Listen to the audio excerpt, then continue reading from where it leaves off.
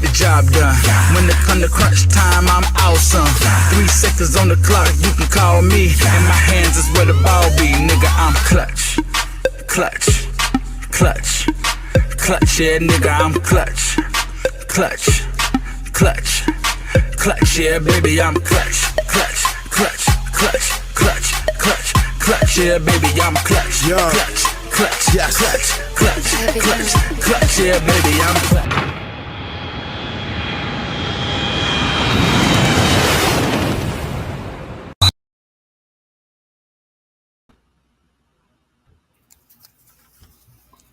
Yo, happy Monday. Welcome to this episode of the Antoine Spivey Show. I'm your host, the man with the plan with the cleanest ways in all the land, Spivey. And I got up top, my left, y'all right. You got a long ways, man. Y'all see him trying to show his baby waves over there. Big Gardner building was good.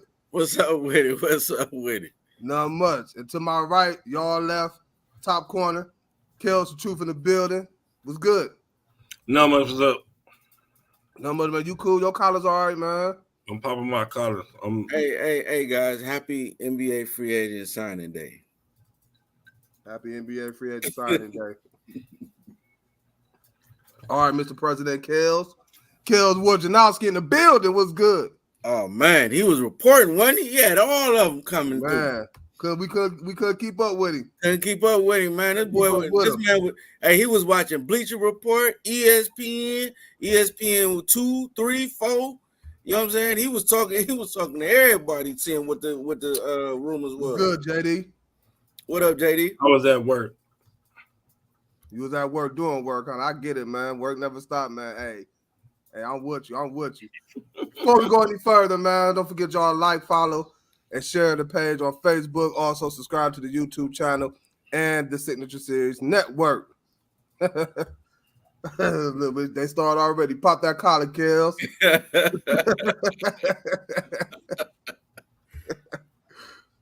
What up, Jew? What's up, cuz? They always start with me, man. You know what I'm saying? I'm going to start clapping back. Hey. I'm about to be Ryan Garcia in a minute. Like, oh, my goodness. Here we go. Man. Oh, my goodness. Hey, how was y'all weekend? It was cool. It was all right. I mean, you know what I'm saying? I really ain't do nothing, but it was cool. It was cool, but you ain't really do nothing? Nah. My man. How's your weekend, cuzzo? Hey, it's my junior 14th birthday. I'm on vacation for a week, so hey. I see. Happy birthday to him. I see. Happy birthday. What y'all getting into today? What y'all doing? Man, about to get ready to go to dinner after this, and we had a pool party yesterday, so he had a good time. He got his St. Ed's football helmet today, so you know he cheesing from ear to ear. When they start tour days, they already he got mini camp coming up next week. They already went through one. Look, 2 days. Hopefully, we talk about him. We'll be talking about him on the show real soon. Absolutely. He's 14 years old, 5'10", 135 with a size 12 shoe. Yeah, we're going to be talking about him for real. That's what's up. Big ups, man. Hey, y'all ready to get this going? Hey, we got a lot we going to get into, man. As y'all know, the NBA free agency had started yesterday. At millions floating around, ain't it? Man, when it started, it started. Didn't it? But before we get deep into also, we're going to talk about the James game. JB Bickerstaff finding a new home. And our Cavs, man. Very quiet so far, day one and day two free agency. We're going to touch on that and more. But before we get this started, man, we're going to get into the champs real quick. The Boston Celtics dishing out that bread. I told you it was coming. Bread. I told you it was coming. That bread, you know what I'm saying? Jason Tatum, last summer it was Jaylen Brown who got the big extension. 5 years, 304, something like that. This year, it was a plethora of Celtics. Tatum just got a deal, 5 years, 312.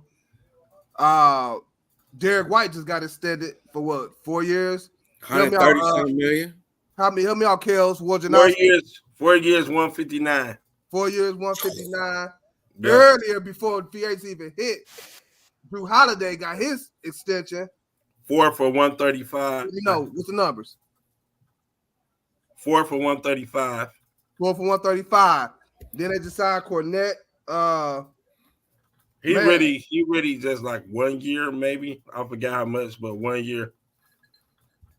Man, Celtics. How y'all like the moves they making? They set up to win long term, man. They more than likely they're the favorite to repeat. No ifs, ands, buts about it. However, you know, with the Knicks making right, JD. I'm gonna have to call Shaq, man. Put in a word for me, man.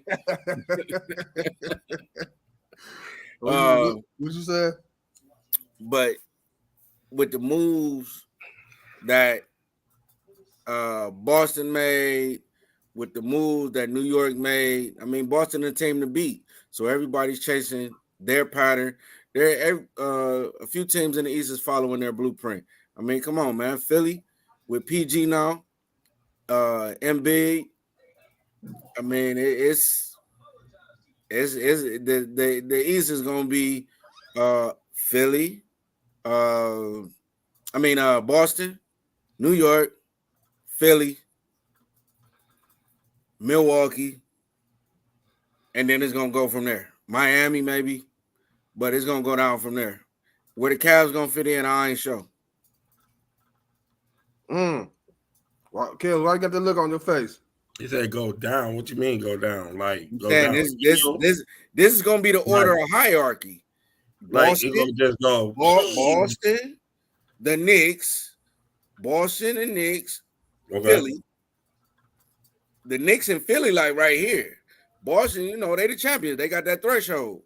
But I mean, come on. You got the Knicks, you got Philly. They both done upgraded this offseason. So that's gonna teeter-totter. You that's your 1, 2, and 3, followed by Milwaukee, your 4. Miami 5. So you got Miami over Cleveland? And Miami has done nothing to improve their team? Yeah, I got Miami over Cleveland. Why you feel you got Miami over Cleveland? Because Cleveland's got nothing to improve their team. Mr. Optimistic? I was optimistic, but hey, things happen, right? Yeah, I'm kind of confused on that one, Dar. You say Miami over Cleveland. Like, yeah, I want to know too. Like, what made you change your mind if they both got the same team? I ain't have nothing. Nobody have made a move yet, and you know we was better than them last year. So why pick Miami over Cleveland?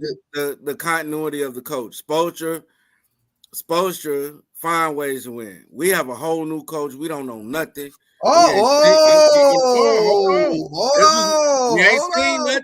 We ain't seen nothing. Don't me. This is what y'all wanted. Biggerstaff, he in Detroit.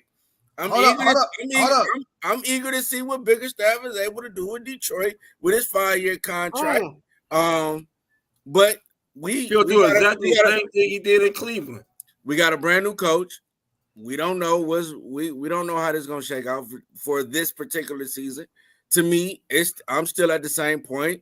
It's conference semifinals or conference semifinals or bust. But if we're not the fourth, if we're not at least within the top 5, then I don't see how the Cavs is going. We weren't even in the top 5. Well, we were 4. We were 4. We was 4th last year. Okay. But my thing is, we had an opportunity at the 2nd seed had we just went ahead and won. No, we weren't gonna get it anyway because I think Milwaukee ended up winning that same day too. No, Milwaukee lost. And New York. It was New York. My bad. It was my bad. Yeah, New York won. New York won anyway, so we weren't gonna get it anyway. But my thing, Dar, you said Miami was gonna be better. It's gonna be better than us. But Miami didn't even make it out the play-in tournament. No, did they make it out the play-in tournament last year? Yeah. They lost in the first round. We made it to the conference semifinals, but yet you still pick Miami to be better than the Cavs. Where you at? Where you at with all these signings, Dar? Kills? I feel as though these signings with Boston. Boston. I mean, they had to do what they had to do. They had to keep the core together because they just won the championship. It was already foreseen that Tatum was going to get paid. You know, their Wright is the one that I felt that got a lot of money, but he still contribute. Drew Holiday got his money too. The question now is this: what they gonna do with Porzingis when his contract is up? Pay him. You know, because Porzingis is making a lot of money too. So now what they gonna do with the bench? Because Pritchard coming up, Hauser coming up. Hauser just got extension. Well, Hauser's done. Then what about Pritchard? You know, Pritchard played a pretty good, decent, great game coming in at the end of the quarters hitting goddamn 3-point shots. You know what I'm saying, for half quarters. So we'll see how it goes. The other teams are trying to compete with them. I can understand that. The Paul George to Philly is good because they re-signed Kelly Oubre back too. They lost the Anthony Melton though, so they probably gonna have to look for another backup point guard because I don't feel like Kyle Lowry gonna be there. For me, I feel like I like what Boston doing. You know, they defended the champs. They trying to come into next season with everybody coming back. Still got that chemistry. Still got everything intact to defend their crown. So I don't mind what they doing. I did think Jason Tatum might have got a little bit more than the 314. But 312. But 312 is what it is. Like you said, Dar, they set themselves up for the future. They set themselves up to be contending for championships for years. Bringing back their whole core. Yeah, bringing back their whole core and Tatum, Brown, Holiday, White. They gonna get Porzingis done, barring anything as far as I can't see them trading Porzingis no time soon for what they gave up. Porzingis gonna be their center next year because is they gonna re-sign Horford? Now Al Horford say he want to come back to defend it, and I think they're gonna re-sign him just off the strength that Porzingis won't be ready for the start of next season because he just had surgery on that leg. Horford to take the veteran minimum. Yeah. Horford. I don't think Horford will be looking for a lot of bread. $1 million. You said who? Veteran minimum, a couple million, if that. Yeah, they on the second apron, and now the owner is selling the team. As they give all these contracts, the owner is selling the team. So I feel as though the owner felt like it might have been a little bit too much money, so he's selling the team. It's weird. Wait a minute. Wait. It's weird that you say that, huh? Because he's selling his team after he paid all this money to these players. It's always weird to me when another owner comes out and pay everybody else and then sells the team. That's kind of weird to me, to be honest. Why are you selling the team? You just won a championship. Why are you selling the team all of a sudden? You had the team for almost since Boston been in existence? No, he bought the team in 2002 for $360 million. Okay, so $360 million. What's their valuation? The value probably more than that. It's probably in the billions now. Probably in the billions now. I mean, I'm just saying, probably in the billions now. You just dished out $912 million. Now it come out now you selling the team. So I mean, I guess he gonna have. I'm pretty sure. Like I don't think he just woke up this morning and said, "Oh, let me go ahead and sell the team." I'm pretty sure this has been talked about for a while, in the making for a while. Because you just don't wake up in the morning and say, "Oh, I'm about to sell the team." No, you gotta have investors in place. You gotta have a lot of things in place. So I think this been like going on behind the scenes like for a little minute. Regardless of the fact whoever the new owner coming in, he's coming in inheriting a team that he know that's going to compete for championships for the next 5 years. They're almost paying down $1 billion. That ain't gonna have nothing to do with him though. For real. With a new owner? Yeah, I don't think the new owner gonna have to take on all that doggone money. They're gonna have to take once the transition comes, they got to take on that payroll. No, I find that hard to believe that the NBA will let an owner dish out damn near $1 billion in salaries, and then sell the team for another owner to have to take responsibility for that. It's something in them contracts or something within the NBA rules. Like if a situation like that was to happen, according to Kels Wojnarowski, how he putting it, that it's some type of loophole in it, whatever it is may be. But nevertheless, Boston did their thing. They signed their players. Everybody coming back. They in contention to compete for championship for the next 5 years. So this makes sense. So real quick, I just pulled it up. So this makes sense. The team, they're pursuing a sale for estate and family planning considerations. The managing board of the ownership group expects to sell a majority interest in 24 or early 25, with the balance closing in 28. That's similar with that's the same thing the Gunn family did when they sold the Cavs over to Dan Gilbert. They sold majority interest at first, or a certain amount of interest at first, and then completed the deal within like a 3 to 4 year period. So it's not going to be like a direct, I need $5 billion cash today for the Boston Celtics. No, that's not it, because the organization at itself is worth $4 billion, with the sport of basketball being valued at 1.3. So, and I just looked that up real quick. But anywho, that's going to be a process. So what's the majority? The majority ownership is 51%. So that would be paying 51% of the pay rate that they just done, right? Of the $912 million, right? The new ownership. Because if they get the majority percentage, the new ownership is paying for it. You got to understand that as this process goes through, even though they're going to have whoever purchases the majority stake, they're going to have majority stake, but collectively, the team ownership is still responsible for these contracts.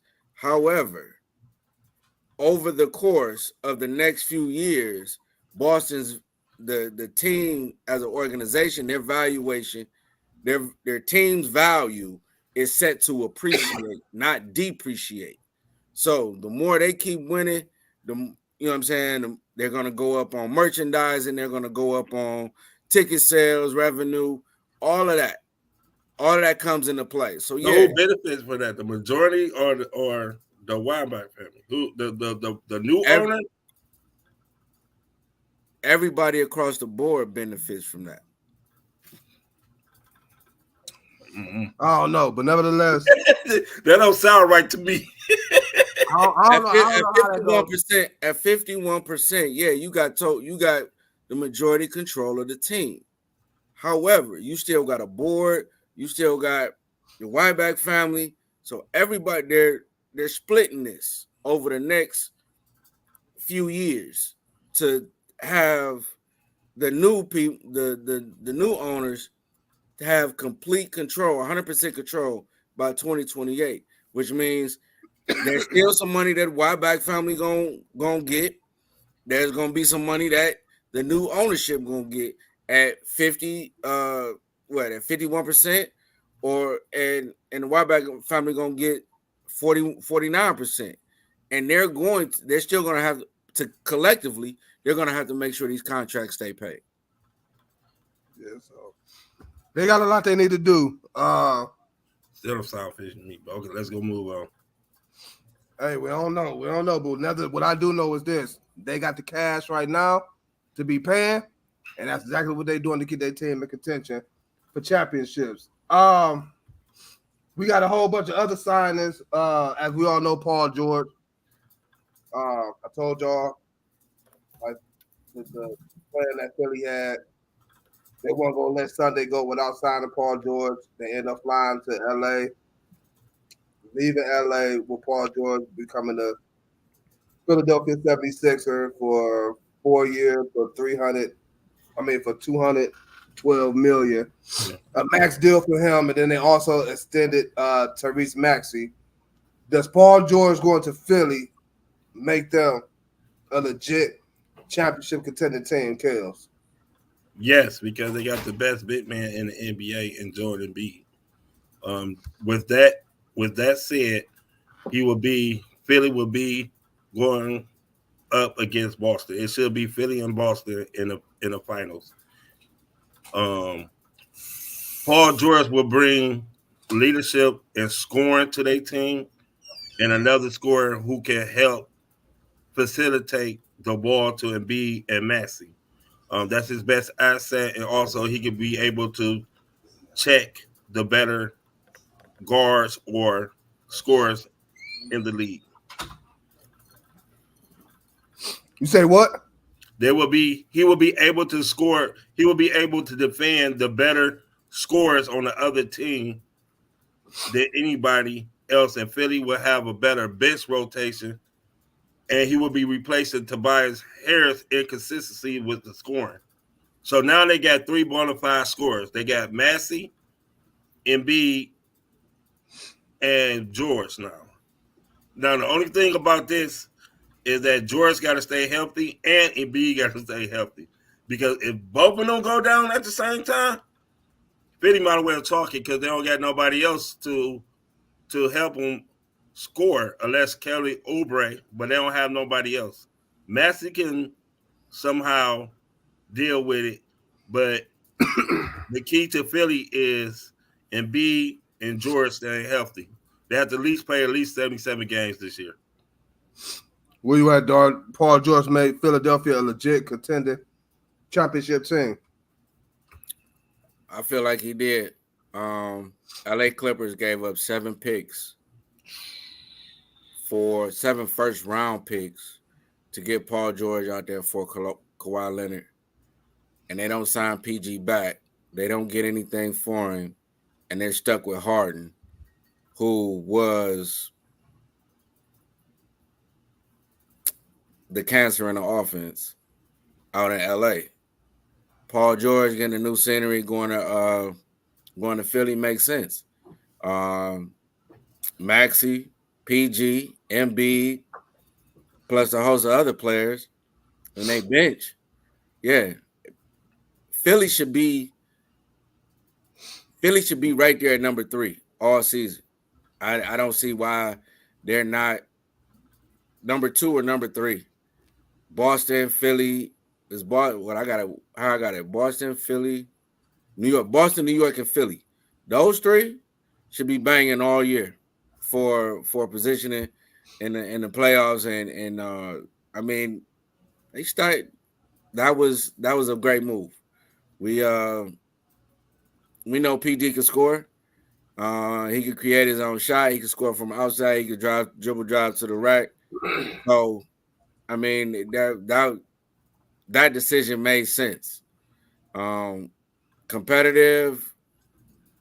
They are contenders for the next 4 to 5 years amongst Boston and New York. Yeah, I think that move for Philly put them again, like you said, Kels. It's still all gonna boil down to the health of Joel Embiid. But both of them, but because both of them come in. I was just looking at ESPN before we got started, and out of 400 something games apiece, they've both only been available for 300 and some games, which is roughly 60, including playoffs, which is roughly 60% of their games. So, I know. Last year, health is going to be a big factor.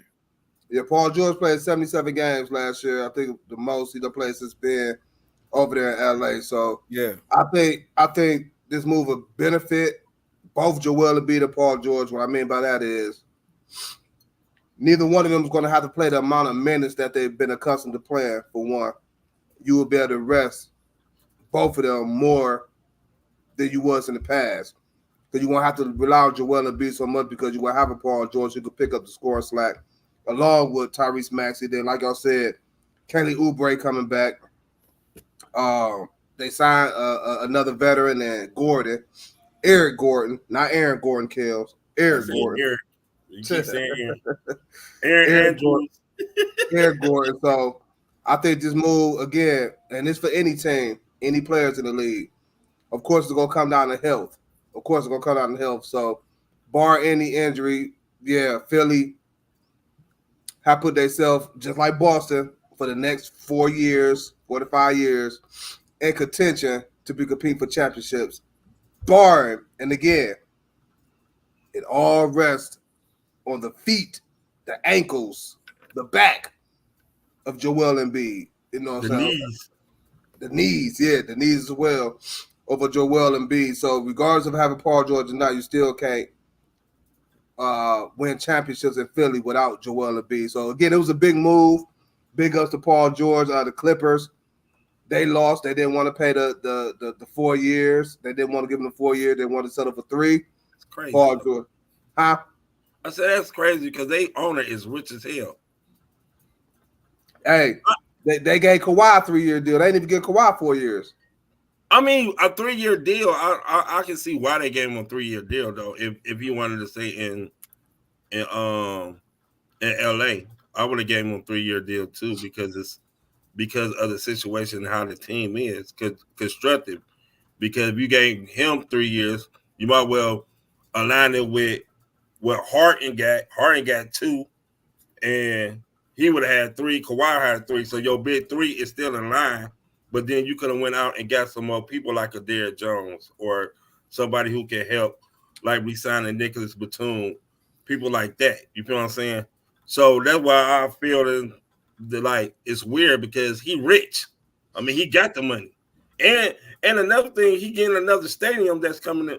So it'd have been good for him to have 3 stars there for the new stadium. I don't know what Barmer doing. Their new stadium is going to be well over in the excess of at least $1 to $2 billion. I think he paid for the majority of that too. He did. He paid for the majority, but you gotta understand. You know how much that man worth? Hey man, that man worth over $200 billion. Hey, but with this tier, with this threshold, first and second apron, it don't allow the owners to just throw money out there to players to stack the deck. So, he had to look at his luxury tax too. So you said hold up, time out. Hey, look. I think you might be on the same page. That's why I started smiling. You could say time out to me. You were talking about Derek Gilbert. Wait a minute, hold on. You had a whole we had a whole press bracket class last week. Dan Gilbert is not building he built a new training facility right there on the river. He's not building a brand new Rocket Mortgage field house for the Cavs to play in. He did this man is over here. This man over here is building a brand new stadium so they don't have to share a stadium with the LA Lakers. And on top of that, paying his players. And on top of that, potentially, he got to look at his budget. He got to look at luxury. He richer than Dan Gilbert. What you don't understand? Hey, maybe he didn't. Hey, I could care less. They mortgaged the house to get PG and didn't get nothing in return. And so I wonder what Tyloo gonna do. Man, hold up, but Tyloo already signed an extension. He there. Yep. He there. But Dar, I ain't gonna let you get away with that one, buddy. Oh no. Oh no. You gotta let me we had a whole seminar. We had a whole seminar. You was up there giving us a rundown about the luxury tax, the apron tax, all this. Now it's something different. Why is that? Ain't nothing different. I just said he got to acknowledge. You got to look at it. I'm not saying anything different. I'm not saying anything different than what Dan. But when we were trying to tell you to acknowledge that with the Cavs, you didn't want to hear that. It was all about. It ain't that. It's all about we trying to win now. We trying to win now. Hold on. It's not that I don't want to hear it. It's a simple fact that I know that we are $19 million up under the first threshold, and we're $30 million up under the second threshold. So we got money to go get somebody else. You know what I'm saying? To add to our roster, who can make a difference, who can stretch the floor at whatever position that they looking at. What happened last week was the fan. Hey, bring up the Cavs. Bring up the Cavs, man. The fan came out of you last week. That's what it was. It was the fan in you talking last week. We gotta win now. We gotta win now. I don't care. You do this, you do that. You pay this, you pay that. Look, man, I'm trying to tell you. We got to get this done. You was on it. We under the 19.5 billion. Well, he was on it. Look, but he give a Bomber a pass. Well, you know, the richest owner in the NBA. No pass. I just said that's something he has to acknowledge. Who knows why he didn't want to pay PG? Another switch that he didn't want to play Paul George. But I mean, in hindsight, I'm sure he wished he would have had signed PG instead of Harden. You signed Harden at 2 years, $70 million. You could have gave that money to PG. What up, JD? No, damn, 200. Yeah, we got it. We got it. We got us one. You talk about all the personals and the aprons and all that. Hey, let's go with it. Let's go. Look, guess what? And hold up. Guess who went over the Let's go. Guess who went over the luxury? Come here, man. And the first show. Boston just did that. We got the bread over the next 6-7 years. We got the bread. We had the bread. All we saying we are in negative. I don't believe we're negative. Got bread. Wait. Minus 51. No, wait 1 second. We are over the cap by minus $51 million, right? By 24-25 season, we'll be over the cap by $46 million. You said 51 last week. That was for 23-24. So we gonna gain $4 more million the following year. We reduced that by $5 million going into 24-25 season. Wait a minute. Y'all asked for it. So we will be under the threshold at 20-something million for the first. I don't have the numbers in front of me, but 20-something million for the first apron, and then another 50 to 60 million by between 40 and 60 million for the second apron. So you can't tell me we don't have no bread. We're not even touching luxury. We ain't even touching luxury cap status right now. First apron, second apron, third apron, fourth apron, fifth apron. It's only 2. All I know is this: if they had it, we ain't even touching. We ain't even touching luxury tax. We haven't paid luxury tax, which is what your concern was. Luxury tax. Dan Gilbert paying luxury tax. Dan Gilbert hasn't paid a luxury tax since he paid $50 million. You know what else Dan Gilbert ain't paid? 2017-2018 season.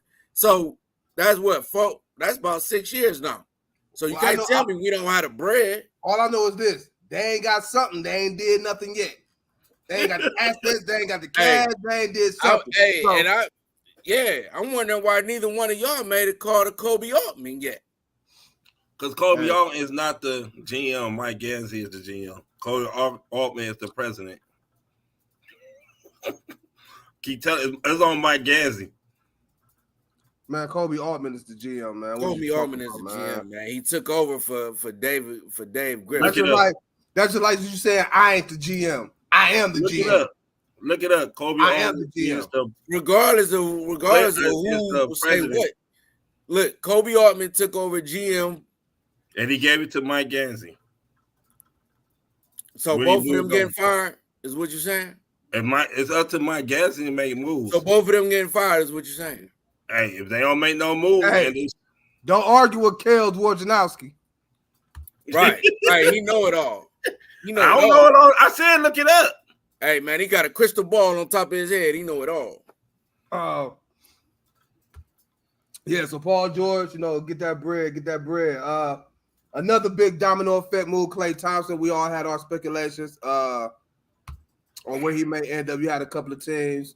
You had the Lakers, the Mavs, the Orlando Magic, but Orlando, no, Cavs was never in the picture to get him. I'm sorry. You and these vets, you got to let these vets. First it was Flacco. Now it's Klay. Who next? Klay Thompson.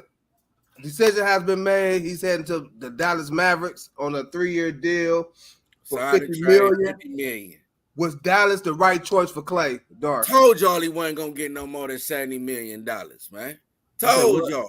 You said you was gonna get $70 million. We could have signed him for $70 million. We could have signed him for the 50. No, we could have signed him for the 50. And you got to do your job. And he got the 50 from a sign and trade. Yep. Like I said he was. Like I said he was. I said the only way he gonna get paid if he get a sign and trade.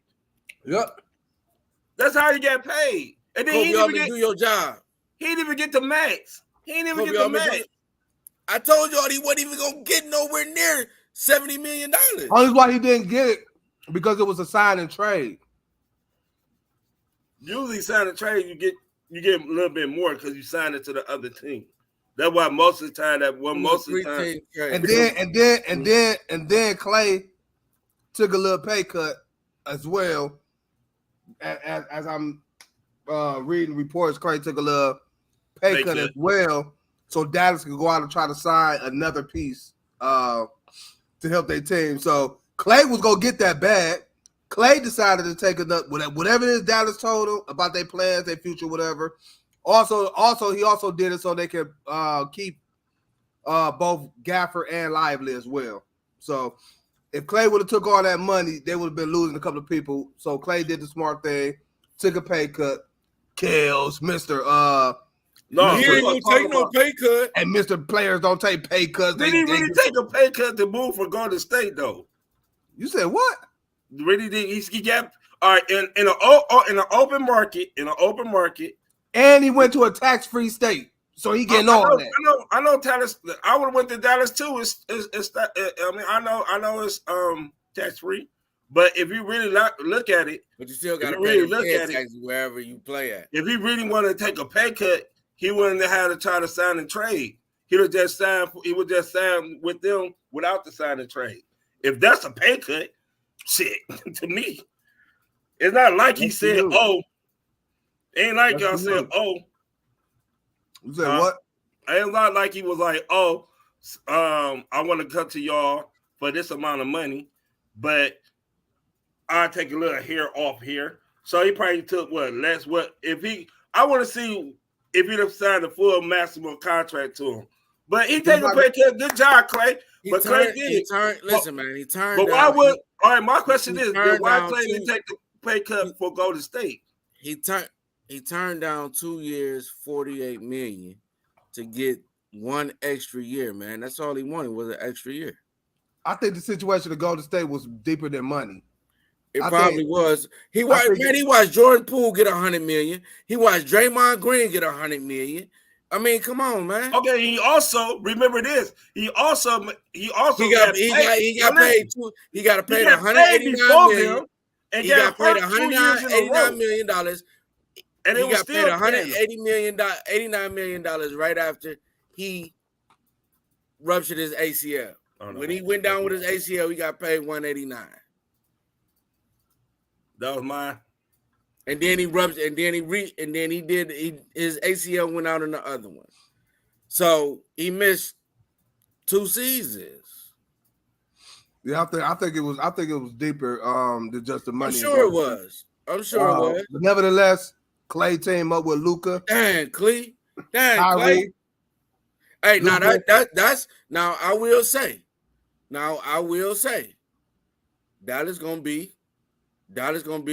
Dallas my team to watch in the West.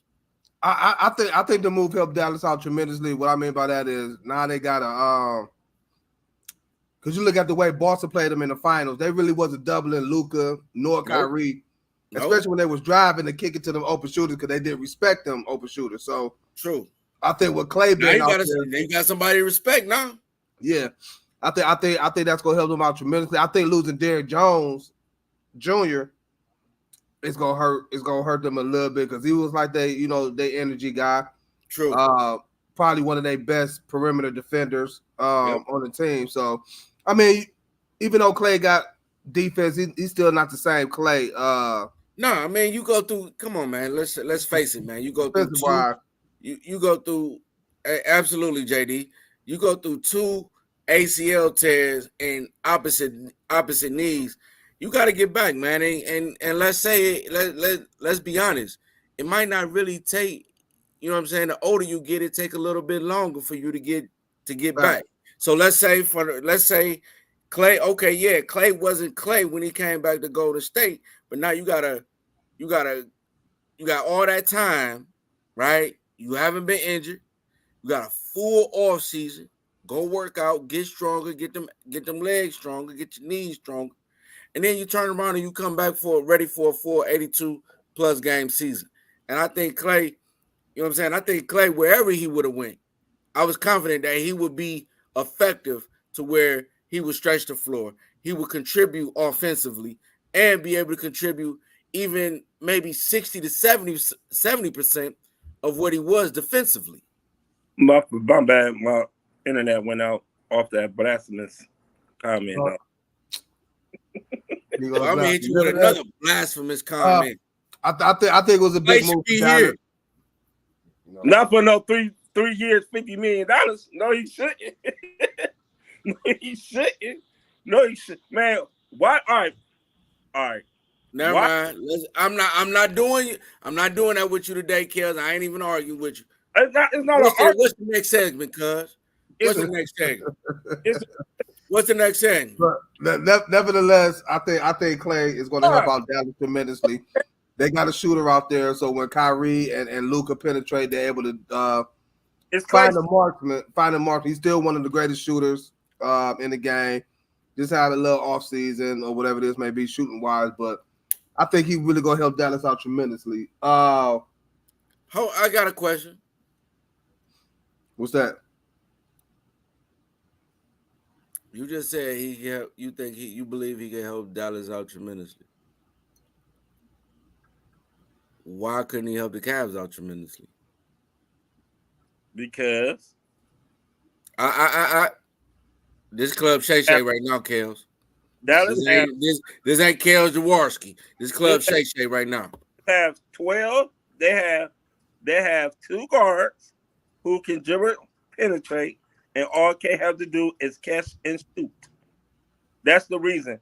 And Dallas needed more 3-point shooting than the Cavaliers do. So that's the reason why I agree. Wait, hold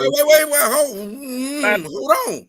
The Cavs, wait a minute. Dallas needed more 3-point shooting than the Cavs? How so? When Yang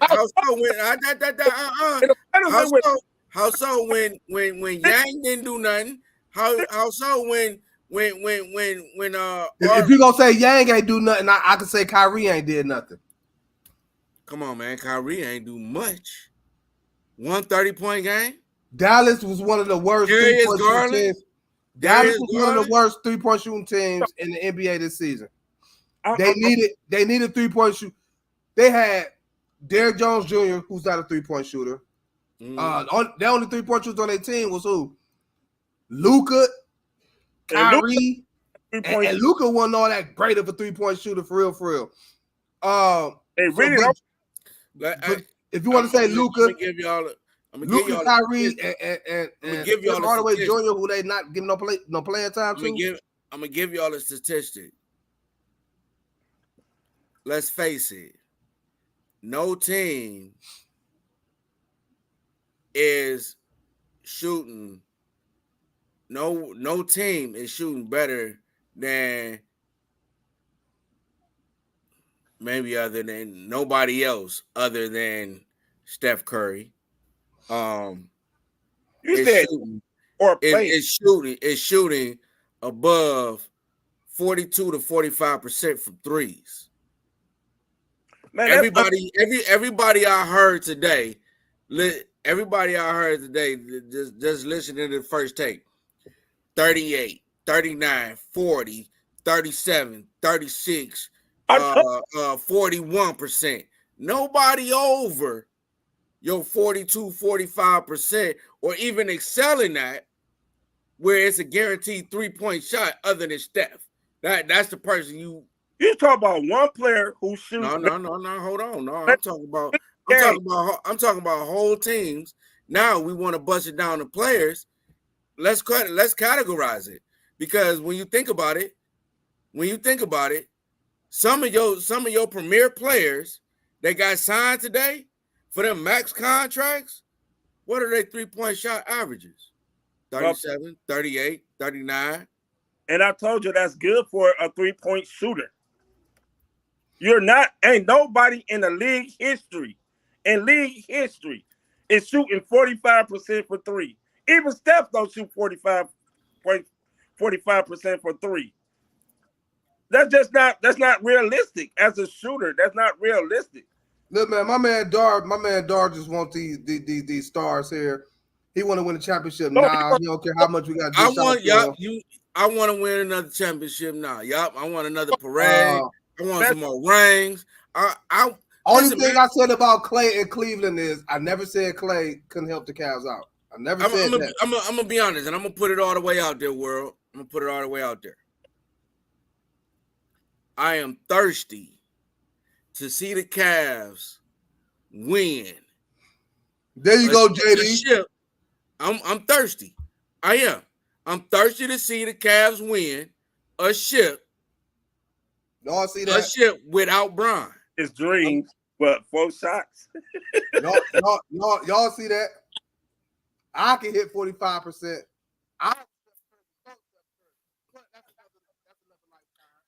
Hey, let's bet it, cuz I'm sure I'm at 46-50. 46 or 50% from threes. Yo, we can bet it. We go right up there to Fort Euclid Creek. No, you said you can make 5 threes out of 10. Yeah, I can make 5 threes out of 10. You know, if you miss 5 already, you lost. No, you got to shoot 10 shots. You breaking up. You got to shoot 10 shots. No, if you miss your first 5, you done. You got to shoot 10 shots. Miss your first 5, you done. You can't make the rules. You got money on the wood. Hold up. When did your money come into play? Oh, look. Okay, so you can't make the rules. I can make 5 in a row. You can't make the rules. With my left. Okay, so we're gonna make this a trifecta then. And stuff. And hey, whatever you want to lose. And then it's not in the corner neither. It's not the corner shots neither. Those are the hardest shots. The corner? The corner is always the hardest shots. Okay. He said the corners is hard. The corners is always the hardest shots. You lost already. Yeah, okay. You lost already, man. I need what you got in that. I'm out of mine. I need what you got in that red cup. Hey, he took over for me for that. This that Club Shay Shay. I need that Club Shay Shay there. I need that Club Shay Shay. The corners are the hardest shot. No, that's the closest shot to the 3-point. It's the corner shot. It's the closest, but it's always the hardest shots. The elbows are the hardest. Okay. Because that's the farthest. Okay. Woo, let me get my back together. I'm definitely. Oh Lord, have mercy. All right. Woo, back down memory lane. Oh, but yeah, nevertheless, man, it's been a whole bunch of signings. I wish we could get to them. It was about 100 of them. Isaiah Hartenstein, I think that was a big move going to OKC 3 years. That was I will say, Hartenstein, that might affect New York a little bit. They still got Mitchell Robinson. Nah, bruh. Nah. Isaiah Hartenstein was a big piece for them. I ain't gonna lie. It was. Hartenstein got over. He was a very big contributor. The only thing Hartenstein got over Mitchell Robinson is hustle and hustle. That's the only. He's a better offensive threat than Mitchell Robinson. To me, they are the same thing, but a little bit. Robinson is more athletic. Mr. Robinson is more. Kales. Nah, man. I'm bro. Nah, Hardenstein, listen, man. Hardenstein, defense, hold on. Hmm? Rim to rim defense, getting up and down the court, number one. Number two, offensive threat. Number two, a threat in the paint, a block shots. We seen it. We seen it when the Cavs played them last year. Year before last. Hartenstein coming off the bench, 3-point shooter. He get his own shot. I don't see no. I mean, come on, man. Nah, they're gonna New York is gonna miss him, man. If New York is gonna miss him. New York with a back get hey, he signed for 3 years, 87, man. And New York could have forced through the threshold and the apron. New York had the money to sign Hartenstein. Oh, you see that? Oh, they did, but they didn't. So whatever the reason, I don't know, but they're gonna miss him. Yeah, that's somebody that now if coming off, especially coming off the bench. He was one of their primary bench players. Yeah. Coming off the bench, as a big man, they gonna miss him. Yeah, they gonna miss Hartenstein coming off the bench, bro. Hartenstein was a big piece for the Knicks. I don't think so. Yeah, nah, man. They gonna miss him coming off the bench. Now, I will say this: if the New York Knicks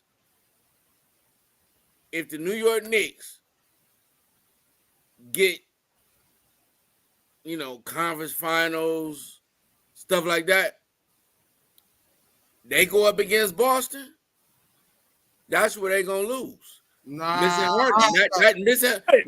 Hartenstein, that's where they're gonna lose. Oh no. No, man, you cannot replace that man's production, man. You cannot replace that man's production. I like Hartenstein was coming out here giving 15 to 10 a night. Come on, man. The man, come on, man. Nah, do I need to look this up real quick? No. Okay. Yeah, I'm gonna look it up real quick. I'll Google it. Hartenstein is like, I mean, he's a big contributor for the Knicks, but if they played against Boston, I don't think, and they lose to Boston, I don't think it'll be because of Isaiah Hartenstein.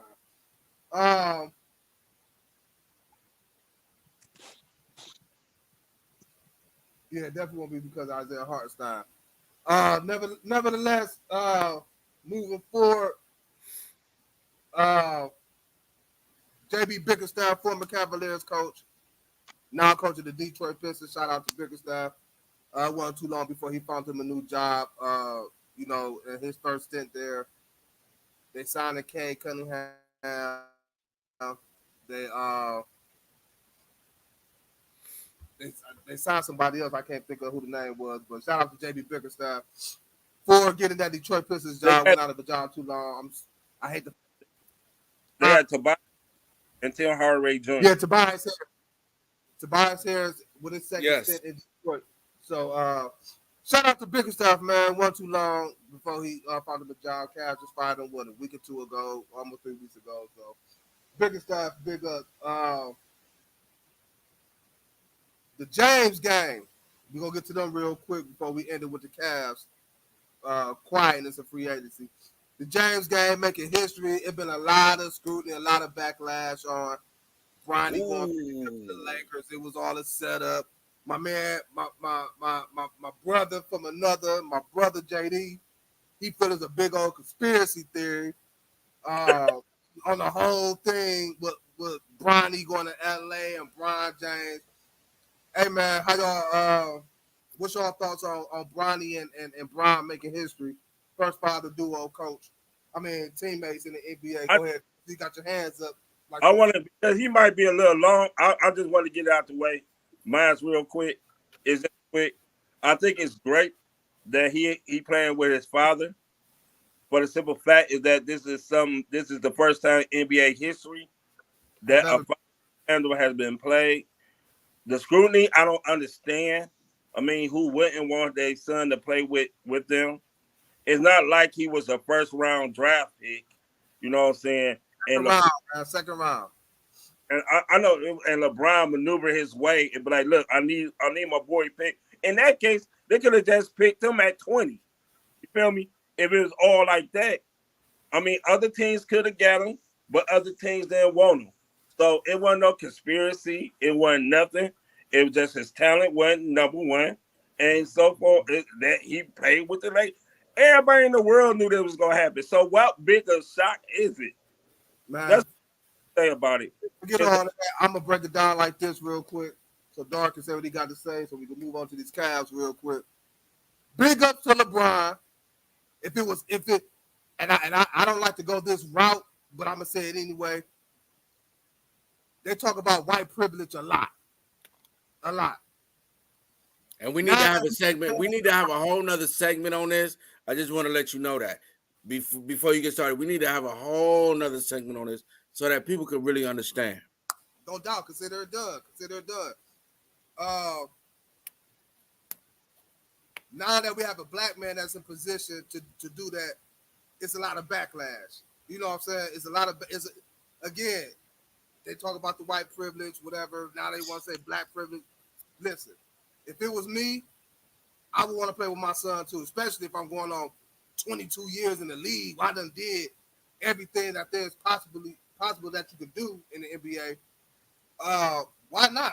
And hell, I won't be surprised LeBron get the 3-year deal and play with Bryce. So, like, I mean, is that gonna be a big thing? So what? That's what I want to do. I don't care how I got there. I don't care how Bronny got there. I don't care who Rich Paul called. I don't care about none of that. Bron showed he got power. He showed why he the man. He showed why he the fucking GOAT. He showed why all that. I want to play with myself. Make it happen. And honestly speaking, he deserved it. The NBA deserved to give it to him. So big up to the James gang. Bronny Bron, first father-son duo to play in the NBA together. I think what that gonna do is give Bron extra motivation to go out here and try to win a championship. To win a championship with your son? Oh, yeah. Go ahead, Dar. Go ahead. First and foremost, Bron team, homie Rich. Hey man, if y'all watching, I hope y'all watching. Bruh, we could have did this in Cleveland, homie. But real talk, big ups to Bron and Bronny. I believe he will get to play with Bryce, depending on the type of contract he signed. Let's say this. Let's put this. It's too much, okay? Let's be real here. And I think we got like 2 minutes and 10 seconds and counting. But I'm gonna go real fast. Nepotism is everywhere. Everywhere. You cannot go everywhere. The old saying goes, it's not what you know, it's who you know sometimes. Yep. And that's what it is. And Bron, being in the position who he is, he didn't do nothing that no other father wouldn't do. Great. If it was me, I'd do the same. If Great. It was Spivey, he'd do the same. Kels, if it was you'd do the same. Great. We do the same to make sure that our kids have an opportunity. What they do with that opportunity is solely up to them. Yep. You understand what I'm saying? Now, off of that, real quick, my father, when I first came back home in 2001, I had to maneuver in the political world with him. You know what I'm saying? I'm talking about, I'm hanging door tags. You know, we out there walking with politicians, mayor, judges, everybody that want to be re-elected the whole 9 yards. My father's only ask from the campaign was what? Make sure my son get a job. December of 2001, I got on with the city. It was a stepping stone for me. listen, man. It's always life is about 75% of who you know, and then 25% of what you know. Yep. Real talk. Because guess what? Kels, you blazing them, you know what I'm saying? Kels, we on with Twine. You see what I'm saying? And now Twine blazing them come and say, hey, we got the Spivey show, we got the Linton, we got the Kels. It's a whole nother conglomerate based off of what we were able to do and the relationships that we were able to build while we were on the Antoine Spivey show. Does that make sense? Yeah. So, and hey, we our people, they people like, nah, man, that ain't, it's this, it's that. Even our people like, nah, it's this, it's that. Hey, I'm sorry. If you're not in position to make sure that your son or your daughter are able to elevate and be in the type of position that they need to be in, you know what I'm saying, starting out in a career, and you able to pull them strings, I'm sorry, you hanging around the wrong individuals. And I was going to say something different, but you know what I'm talking about. We got to keep it clean.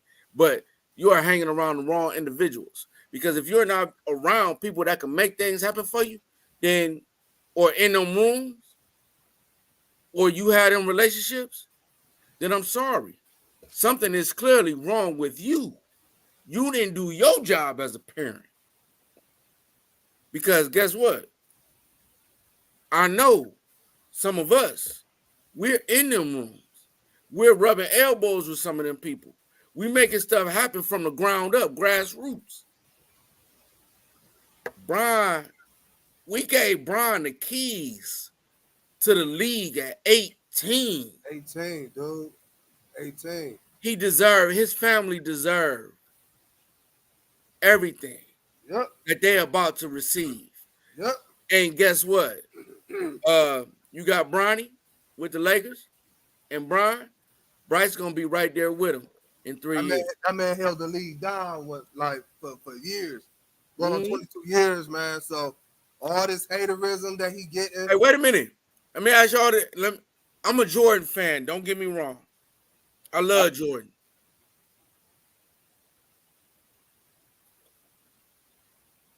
Did Jordan put his family in a position like this? Jordan didn't give a damn. Jordan didn't care about nothing but himself. For real. Jordan don't give a damn. I love Kobe. I ain't scratching my head. What are you talking about? I love Kobe. You know what I'm saying? And his legacy lives on. I love Magic. I love Wilt. I love, you know what I'm saying, all of the NBA greats. Nobody. Larry Nance. You know what I'm saying? Now I will say this about Kobe though. Kobe was put Gigi in position. Yeah. God rest her soul. Yeah. To her being great in the WNBA. You know what I'm saying? So I give Kobe his. But I'm talking about some of. Listen, we're watching some of the players we grew up on, like the Hardaways, the Jordans, the Thomases, we go on and on, right? They kids were a lot, and they kid and most of their kids play ball. You got a lot of juniors in the league. You know what I'm saying? But none of them had the greatness that Bron had. None of them stayed in the league long. They couldn't. Shit, they couldn't. Bron, 21 years in the league, going on 22. And there's Junior. Bron, listen, man. Everybody trip on Bron. Bron spends anywhere between 1.5 to $5 million on his body alone. On his body alone to make sure that he is able to face the longevity of the league. Yep. You have never heard of LeBron tearing an ACL. You have never heard of LeBron doing anything more than an ankle. You have never heard of LeBron a back injury, a broken leg, anything that would keep him out in long periods of time. Why is that? He did have a hamstring injury? That was it. A hammy. A hammy kept him out a while. He had a back injury too in Miami when he went down to Miami for a while to get the ink out. Yeah, he did. But what I'm saying is, Bron has not suffered an injury like a Klay Thompson. He has not suffered an ACL. God willing, he does some freak. God willing, he is the GOAT. I'm sorry. Thank you. Hey, I'm from 216. That man from 330. We understand what it really is. 330 and 216 don't really get along. But 330 and 216 equaled a 2016 championship. And that's the only reason we get along. I like that. Hey, big ups to Bron. Big ups to what he's doing for his family. And I will say this. Don't be mad, JD. You Rich. Hey, man. Rich Paul, you from the hood, bro. Big ups, man. Keep doing great things, man. Yeah. Big up. Club Sports, Rich Paul, Bron James Gang. Again, man, you got to get that man his respect. You got to give it to him, man. Regardless how you want to look at it. Wait. He didn't. I'm gonna say this for the world. He didn't do what a player was supposed to do for his son. He did what a father. Yeah. Father. Yeah. Was supposed to do for his son. Yeah. He did it, man. I don't care what people say, how they want to say it. Oh, Bronny only got here because his father. Now you damn right. Yep. So, he did. You damn right. And guess what? He did. Bronny got the #1 selling jersey right now. Yep. And they mad at that now. They mad at that. So it's all good, man. James Gang, GOAT James, little Bronny. I remember watching Bronny when Bron was here the first time. Yeah. All on the court, rolling balls, they stopping games and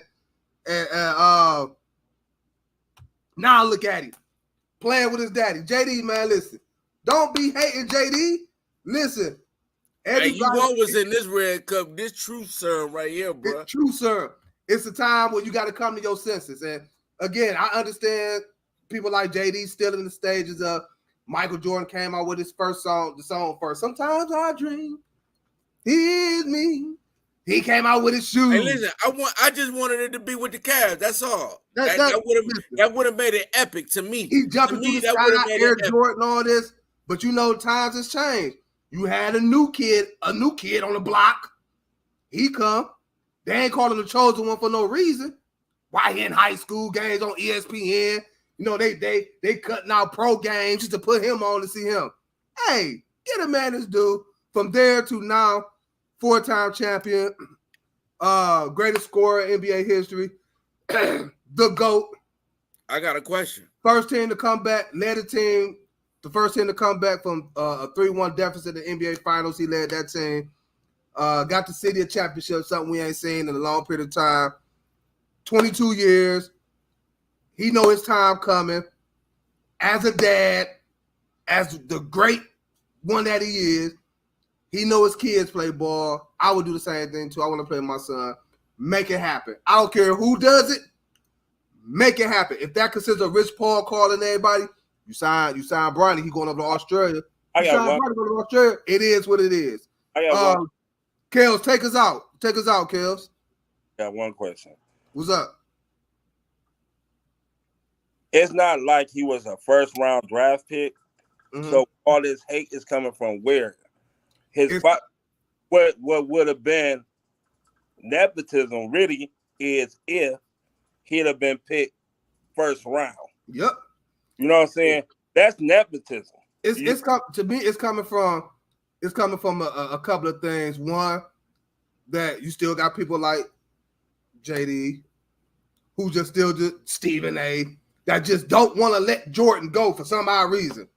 It's okay. So it's always somebody out there that's better than you at something. And that's right, Kel. That's why I'm your GM. But it's somebody that's always out there that's better than you at what you do. You know what I'm saying? So that's one. And then two, I think it's because of much as LeBron may not want to keep having to relive this or think about this or bitter fans, I think it's also because of the decision when he left Cleveland to go to Miami, how he handled that whole situation. Way. And LeBron just took the lead by storm, man. It's a whole jealousy. When you can't be something, you be jealous of it. When you can't be like somebody, you be jealous of them. And I think it's a whole bunch of jealousy towards Bron and how Bron handled his situation. Call it what you want to call it. I'm gonna say this. I was pissed that Bron left initially. I'm just telling the truth. I was pissed. I watched him go to Miami and, you know what I'm saying, form a conglomerate and win 2 championships. But I understood something because sitting in the barbershops, some of the same barbershops that, you know, Rich Paul is frequent with, familiar with at the time, I knew Bron was coming back before Bron knew he was coming back. He had to go learn how to be a champion. He never went to college. That's what everybody don't understand. He never went to college. He never experienced, you know what I'm saying, a Connecticut championship. He never experienced, you know what I'm saying, Alabama championship playing football. He never experienced any of that. So he had to go somewhere and find his way in order to be a champion. And why not learn under one of the best organizations? Why not learn under one of the greatest fucking coaches there ever was? And Pat Riley. He didn't coach, though. That's my point. He didn't have to.